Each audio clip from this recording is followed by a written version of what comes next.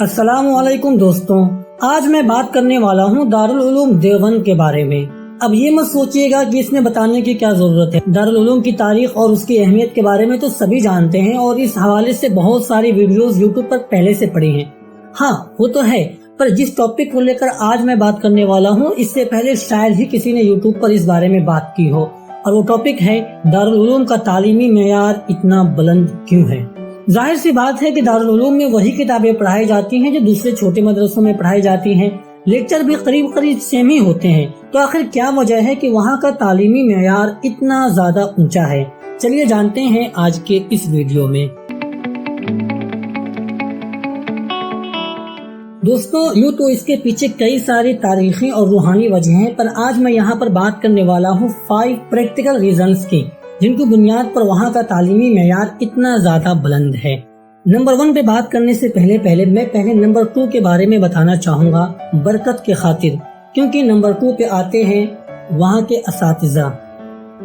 दारुल उलूम के टीचर्स दीगर मदरसों के टीचर्स से बहुत ज्यादा अलग होते हैं, क्योंकि वहाँ पर टीचर बनने के लिए अच्छे मार्क्स और बेहतरीन सलाहियत का होना तो जरूरी है ही, पर उससे भी ज्यादा जरूरी है 7 से 10 साल का एक्सपीरियंस।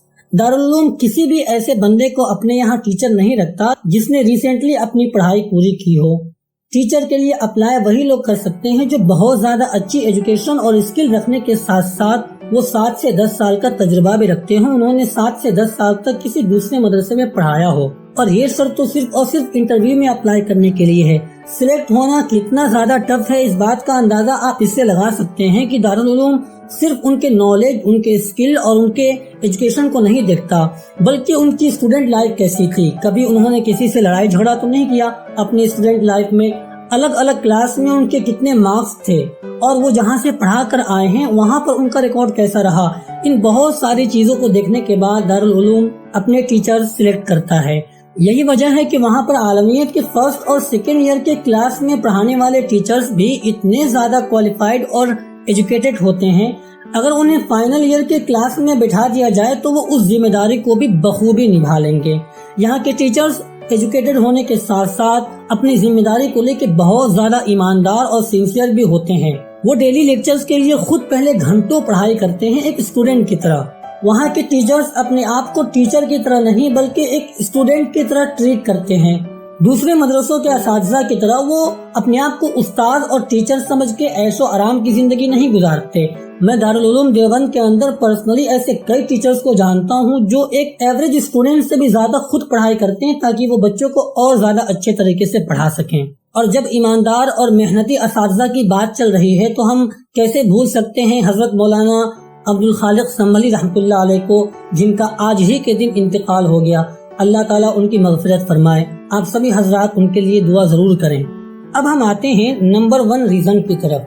तो दोस्तों, मेरे ख्याल से वो सबसे बड़ा सबब जो दारुल उलूम की तालीम को इतना बुलंद करता है वो है यहाँ के तलबा। आपको पता ही होगा कि यहाँ पर एडमिशन लेना कितना बड़ा चैलेंज है। ईद के बाद सिर्फ हिंदुस्तान के अलग अलग कोनों से नहीं बल्कि दूसरे मुल्कों से भी स्टूडेंट्स की एक बड़ी तादाद दाखिला इम्तहान देती है, और उनमें से सिर्फ और सिर्फ 10 से 20% लोगों का ही दाखिला हो पाता है। और ये 10 से 20% लोग कोई आम स्टूडेंट्स नहीं होते, बल्कि उनमें से अक्सर अपने अपने प्रीवियस मदरसे में टॉपर होते हैं। आप जिस भी नॉर्मल स्कूल या मदरसे में पढ़ते हो, आपने देखा होगा कि आपके क्लास में 3 से 5 ऐसे लोग होते हैं जो सबसे ज्यादा इंटेलिजेंट होते हैं। उन्हें सारी किताबें, सारे टॉपिक्स बहुत आसानी से समझ में आ जाते हैं। तो जरा आप सोचिए आपके क्लास का क्या आलम होगा कि अगर आपके क्लास में हर बच्चे का इंटेलिजेंस लेवल उन टॉप 5 के बराबर हो जाए। दारुल उलूम में ठीक ऐसा ही होता है। यहाँ करीब करीब हर तालिबे इल्म अपने प्रीवियस मदरसे में अपने क्लास का टॉप 5 होता है। अब ऐसा नहीं है कि वहाँ पे कमजोर या बदमाश तलबा नहीं होते, जरूर होते हैं, पर उनमें से अक्सर बहुत ही ज्यादा हार्ड वर्किंग, अपनी पढ़ाई को लेके बहुत ज्यादा सीरियस, ज़हीन और शौकीन होते हैं। ये तो जाहिर सी बात है कि आप बीज कितना भी डाल लो, अगर जमीन उपजाऊ ना हो तो अनाज नहीं निकलेगा। दारुल उलूम और दूसरे मदरसों में यही फर्क है कि बीज यानी लेक्चर तो हर मदरसे के पास है, लेकिन वो उपजाऊ जमीन यानी वो ज़हीन और शौकीन तलबा जिस कदर दारुल उलूम के पास है उस कदर दूसरे मदरसों के पास बहुत कम ही है। यही वजह है कि मैंने इस रीजन को नंबर 1 पे रखा। अब आते हैं तीसरे रीजन की तरफ। इसके बाद चौथा और पांचवा रीजन देखेंगे जो आपस में एक दूसरे से जुड़े हुए हैं। तो तीसरा रीजन है वहाँ के सख्त रूल्स और एग्जाम का प्रेशर। दोस्तों, एग्जाम का प्रेशर तो हर स्कूल और हर मदरसे के तलबा में होता है, पर जो प्रेशर दारुल उलूम के तलबा के अंदर है वो शायद किसी दूसरे इदारे में ना मिले। अगर आप फ्यूचर में कभी दारुल उलूम घूमने आने का इरादा रखते हैं तो मैं आपको एडवाइस दूंगा कि आप रमजान से 1.5-2 महीना पहले आए, यानी रजब के महीने में, क्योंकि ये वक्त इम्तिहान का होता है।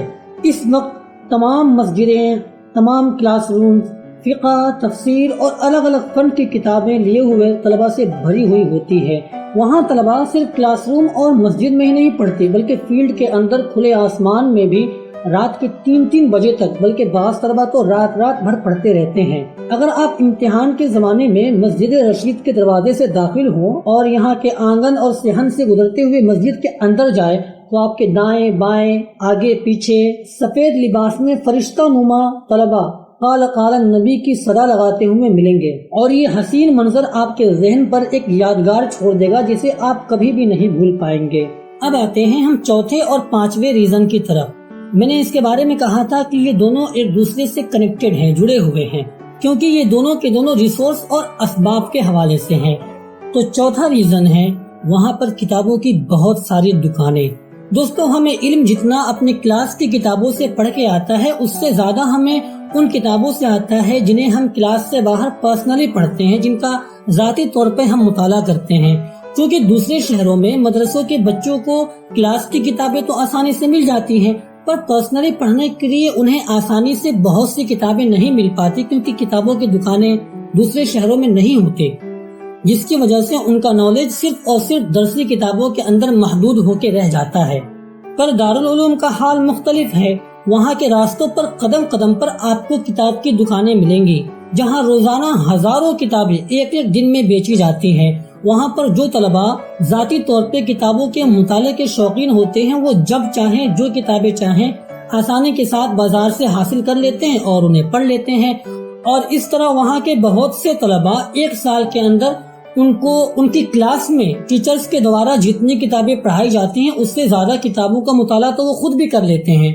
वहाँ पर पढ़ाई से दूर रहने वाला, पढ़ाई से भागने वाला तालिब इल्म भी माहौल के अच्छा होने की वजह से हर एक साल में कम से कम कहूँ तो 1 से 2 किताब तो वो पढ़ ही लेता है एक्स्ट्रा, चाहे वो पढ़ाई से कितना भी दूर रहता हो। अब जो किताबों के शौकीन हैं उनके लिए नंबर और भी ज्यादा है। कुछ लोग एक साल में 10 किताबें, 20 किताबें, 25 किताबें, 50 किताबों तक वो एक साल में एक्स्ट्रा पढ़ लेते हैं। कुछ ऐसे भी ज़हीन और शौकीन तलबा हैं वहाँ पे। अब हम आते हैं last but not the least पांचवे और आखिरी रीजन की तरफ। पर इससे पहले अगर आपने अब तक इस वीडियो को लाइक नहीं किया है तो उसे जरूर कीजिए, चैनल को सब्सक्राइब कीजिए ताकि आने वाली वीडियो आप तक पहुँच सके। बहरहाल पांचवा रीजन है वहाँ की अंजुमनें। दोस्तों, वहाँ की टर्म में अंजुमन का मतलब खुद तलबा का ही एक आपसी ग्रुप और एक संगठन होता है जो हर जुमरात को वहाँ पर एक प्रोग्राम ऑर्गेनाइज करता है। और वहाँ पर इस तरह की 1 नहीं, 2 नहीं, 3 नहीं, बल्कि 50 से भी ज्यादा अंजुमन है। बज़्म सज्जाद, शोबा मनाजरा, अन्नादिर अरबी, ये वहाँ की टॉप अंजुमनें मानी जाती हैं।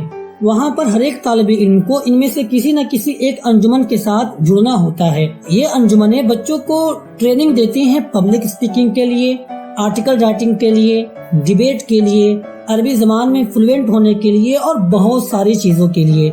और सिर्फ यही नहीं, बल्कि जो तलबा किताबें खरीद नहीं सकते उन्हें ये पढ़ने के लिए किताबें भी देती हैं ताकि वो अच्छे तरीके से प्रोग्राम के लिए तैयारी कर सकें। और इन किताबों के बदले वो सालाना कुछ पैसे चार्ज करते हैं। ये इतने मामूली फीस होती है कि इसे हर तालिब इल्म आसानी से अफोर्ड कर सकता है, और इसके बदले में वो जब चाहे जो किताबें चाहें उनसे पढ़ने के लिए ले सकता है।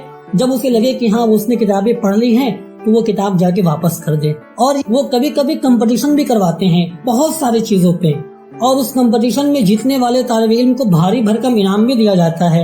ये इनाम कभी पैसों की शक्ल में होता है और कभी किताबों की शक्ल में, जिसकी वजह से वो और ज्यादा पढ़ाई करते हैं और ज्यादा रिसर्च करते हैं, मेहनत करते हैं। बाकी इसके अलावा और बहुत सारी चीजें हैं روحانیت کے قبیل سے، تاریخ کے قبیل سے، جو دارالعلوم کو دارالعلوم بناتی ہیں، جن کے بارے میں ہم پھر آگے کسی اور ویڈیو میں بات کریں گے۔ اگر آپ کو یہ ویڈیو اچھا لگا تو ویڈیو کو لائک کریں اور کمنٹ باکس میں ضرور بتائیں تاکہ اس طرح کی ویڈیو میں آگے اور بھی بناتا رہوں۔